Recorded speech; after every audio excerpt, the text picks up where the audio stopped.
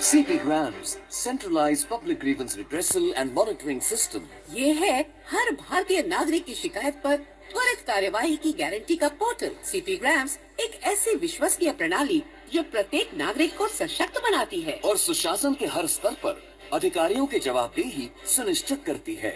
CP Grams, संवेदनशील, असरदार, जवाबदेह। आज ही लॉग इन करें CP Grams। Akashvani FM rainbow musically arts magically arts ಕೇಳ್ತಾ ಇದ್ದೀರಿ. ಕನ್ನಡ ಕಾಮನಬಿಲ್ಲು ಆಕಾಶವಾಣಿ FM ಪ್ರೈಮ್ದಲ್ಲಿ ಸಮಯ 4:55 ಅಂದ್ರೆ ನಾವಿದ್ದೇವೆ ಓಪನ್ ಫೋರಂನಲ್ಲಿ ಇವತ್ತು ನಮ್ಮ ಜೊತೆಯಾಗಿ ಇದ್ದಾರೆ ರಾಜು ಅಡಕಳ್ಳಿ ಅವರು. ಪತ್ರಿಕೋದ್ಯಮದಲ್ಲಿ MA ಪದವೀಧರರು, 15 ವರ್ಷಗಳ ಕಾಲ ಪತ್ರಿಕೋದ್ಯಮ ರಂಗದಲ್ಲಿ ಕಾರ್ಯನಿರ್ವಹಿಸಿ ಅದಾದ ನಂತರ ಮತ್ತೆ 15 ವರ್ಷಗಳ ಕಾಲ ಮಾಧ್ಯಮ ಹಾಗೆ ಸಂಪರ್ಕಾಧಿಕಾರಿಯಾಗಿ ಮಂತ್ರಿಗಳಿಗೆ ಕೆಲಸ ಮಾಡಿಕೊಟ್ಟಿದ್ದಾರೆ. ಹಾಗೆಯೇ ಇವರು ಪ್ರವಾಸ ಪ್ರಿಯರು ಕೂಡ ಹೌದು. ಇಂಗ್ಲೆಂಡಿನಿಂದ ಜಪಾನ್ ತನಕ, ಮಾರಿಷಸ್ನಿಂದ ರಷ್ಯಾ ತನಕ 30ಕ್ಕೂ ಹೆಚ್ಚು ದೇಶ ಸುತ್ತಿದ್ದಾರೆ. ಓದಿದಂತಹ ಕೋಶಕ್ಕೆ ಲೆಕ್ಕ ಇಟ್ಟಿಲ್ಲ. ವರ್ಷವೊಂದರಲ್ಲೇ 5-6 ಕೃತಿಯನ್ನ ಹೊರತಂದಿದ್ದಾರೆ.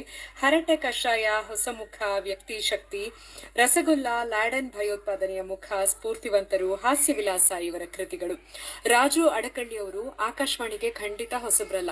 ಇವರ 800-900 ಕಾರ್ಯಕ್ರಮಗಳನ್ನ ನೀವು ಕೇಳಿಸ್ಕೊಂಡಿದ್ದೀರಿ. ಆಕಾಶವಾಣಿಯ ವಿವಿಧ ಕಾರ್ಯಕ್ರಮಗಳಿಗೆ ಇವರು ದನಿಯಾಗಿದ್ದಾರೆ. ಹಿಂದೆ ಕೂಡ ಕೆಲಸ ಮಾಡಿದ್ದಾರೆ, ಜೊತೆಯಾಗಿ ಕೂಡ ಕೆಲಸ ಮಾಡಿದ್ದಾರೆ. ಅಂತಹ ರಾಜು ಅಡಕಳ್ಳಿ ಅವರು ಇವತ್ತು ನಮ್ಮ ಜೊತೆಯಾಗಿರೋದು ನಮ್ಮ ಸುಕೃತ ಅಂತ ಭಾವಿಸ್ತಾ ಇದೀಗ ಅವರನ್ನ ಕಾರ್ಯಕ್ರಮಕ್ಕೆ ಸ್ವಾಗತಿಸ್ತಾ ಇದ್ದೇವೆ. ಸರ್ ನಮಸ್ಕಾರ, ತಮಗೆ ಕಾರ್ಯಕ್ರಮಕ್ಕೆ ಪ್ರೀತಿಯ ಸ್ವಾಗತ. ನಮಸ್ಕಾರ ನಾಗೇಶ್ರೀ ಅವರೇ, ಮತ್ತೆ ನಮಸ್ಕಾರ ಎಲ್ಲ ನಮ್ಮ FM ಕೇಳುವರಿಗೂ ಕೂಡ ನನ್ನ ಹೃತ್ಪೂರ್ವಕ ನಮಸ್ಕಾರಗಳು.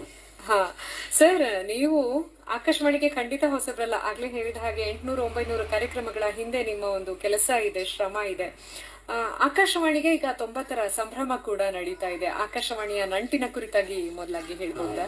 ತುಂಬ ಸಂತೋಷ, ಯಾಕಂದರೆ ಆಕಾಶವಾಣಿಗೆ 90 ವರ್ಷಗಳ ಅವಧಿಯಲ್ಲಿ ನಾನು ತುಂಬ ಅಸೋಸಿಯೇಟ್ ಆಗಿದ್ದಕ್ಕೆ, ನನಗೆ ನನ್ನ ಎಷ್ಟೋ ಜೀವನದ ಒಳ್ಳೆಯ ಸಂದರ್ಭಗಳನ್ನು ಶೇರ್ ಮಾಡಿಕೊಂಡಿದ್ದಕ್ಕೆ ನನಗೂ ಹೆಮ್ಮೆ ಅನಿಸುತ್ತೆ.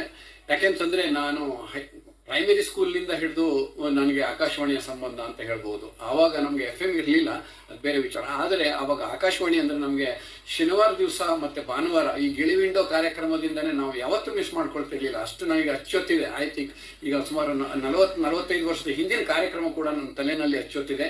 ಗಿಳಿವಿಂಡೋ ಕಾರ್ಯಕ್ರಮ ಇರ್ಬೋದು, ಆಮೇಲೆ ಅದು ಬಾಲ್ಯದಲ್ಲಿತ್ತು. ಆಮೇಲೆ ಯುವಕರಾಗಿದ್ದಾಗ ನಾವು ಪಿನಾಕ ಗೀತ್ಮಾಲ ಅದ್ರ ಕೇಳ್ತಿದ್ವಿ. ಆಮೇಲೆ ಶ್ರೀಲಂಕಾ ಬ್ರಾಡ್ಕಾಸ್ಟಿಂಗ್ ಕಾರ್ಪೊರೇಷನ್ ಏಷ್ಯಾ ವಿಭಾಗದ ಕಾರ್ಯಕ್ರಮಗಳನ್ನು ಮಧ್ಯಾಹ್ನ ಬರ್ತಿತ್ತು, ಚಿತ್ರಗೀತೆಗಳು ಬರ್ತಿತ್ತು, ಅದನ್ನು ಮಿಸ್ ಮಾಡ್ಕೊಡ್ತಿರ್ಲಿಲ್ಲ.